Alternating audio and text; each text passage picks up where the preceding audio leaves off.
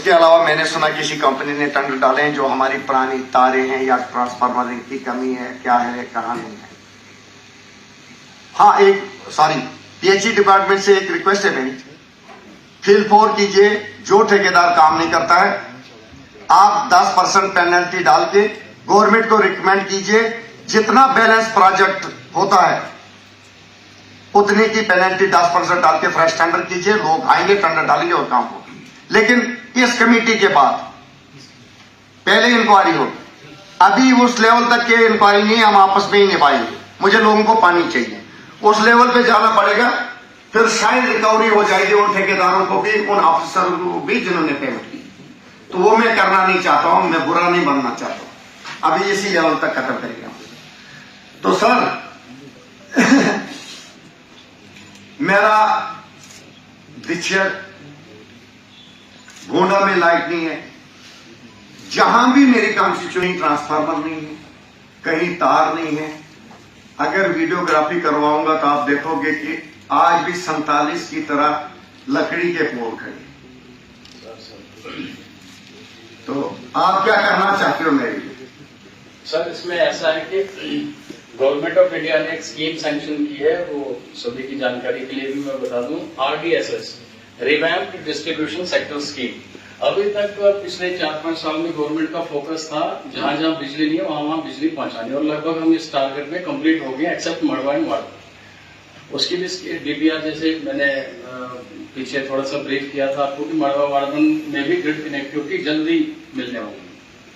तो अब गवर्नमेंट का फोकस है, जो हमारा पिछला जो नेटवर्क है, पुराना नेटवर्क है, वो सीधा नेटवर्क है, उसकी स्ट्रेंथनिंग करना।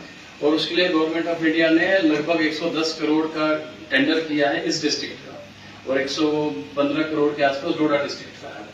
तो इन दोनों स्कीमों पे थोड़ा काम बहुत स्लो चल रहा है। वो हमने कंप्लेंट भी की ऊपर अपने सीनियर ऑफिसर्स को कि कॉन्ट्रैक्टर तेजी से काम नहीं कर रहा है। यही R&D डिपार्टमेंट से भी मेरी गुजारिश है कि आप भी ऐसा कीजिए। पैसा लाना हमारा काम है, हम 3 मिलकर पैसा लाएंगे। अब एक ताकत नहीं आपको डिस्ट्रिक्ट में, तीनों मिलकर काम करेंगे। जहां से भी हमें बनेगा हम आपको पैसा देंगे, लेकिन जब रोड अच्छी होगी एक्सीडेंट होने का खतरा कम और रोड भी बचेगी। जहां आप हमारी ड्रेन बंद है, जब पानी आता है वो कहीं भी देवार निकाल देता है।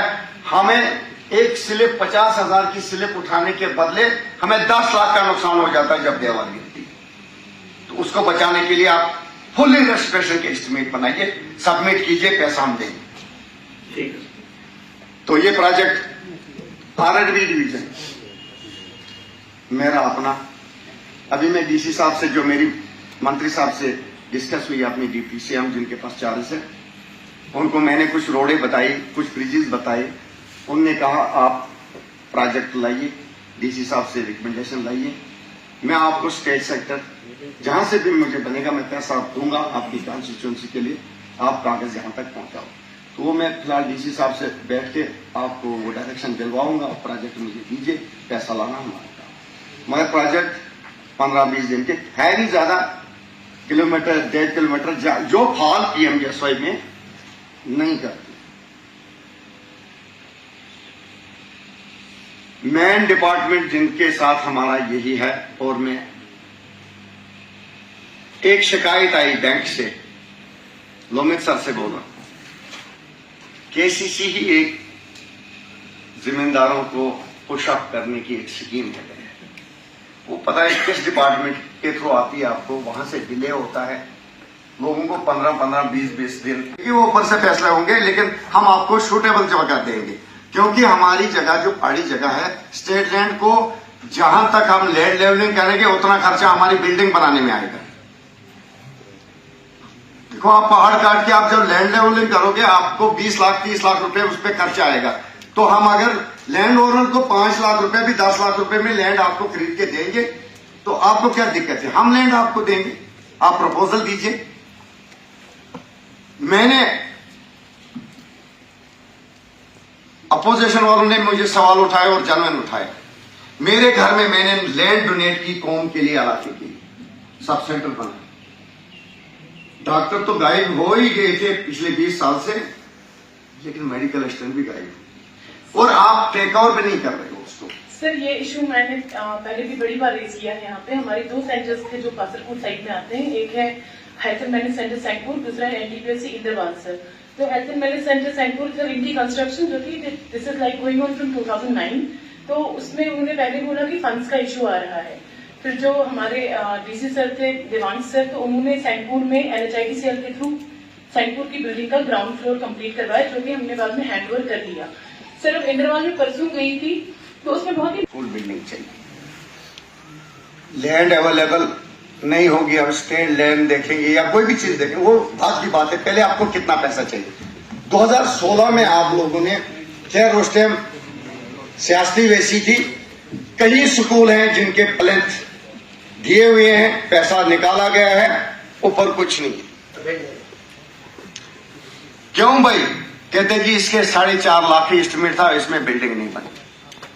आपने उस ठेकेदार को पूछा जिसने काम शुरू किया कि पैसा मलाई जो होती है प्लेंथ तक होती है? सर एफआईआर लगी हो। ठीक है, देखूंगा मैं भी कि प्लेंथ का पैसा निकाला जहां कमाई थी, जहां हमें जरूरत थी वहां छोड़ दिया है 2016 से अभी तक।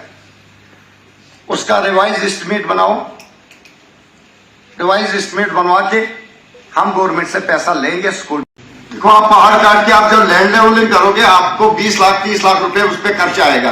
तो हम अगर लैंड ओनर को 5 लाख रुपए भी 10 लाख रुपए में लैंड आपको खरीद के देंगे तो आपको क्या दिक्कत है? हम लैंड आपको देंगे, आप प्रपोजल दीजिए। मैंने अपोजिशन वालों ने मुझे सवाल उठाए और जनमन उठाए। मेरे घर में मैंने लैंड डोनेट की कौम के लिए इलाके की सब सेंटर बना। डॉक्टर तो गायब हो ही गए थे पिछले 20 साल से, लेकिन मेडिकल असिस्टेंट भी गायब, और आप टेक ओवर भी नहीं कर रहे हो उसको। सर ये इशू मैंने पहले भी बड़ी बार रेज किया है यहाँ पे। हमारे 2 सेंटर्स थे जो कासरपुर साइड में आते हैं, एक है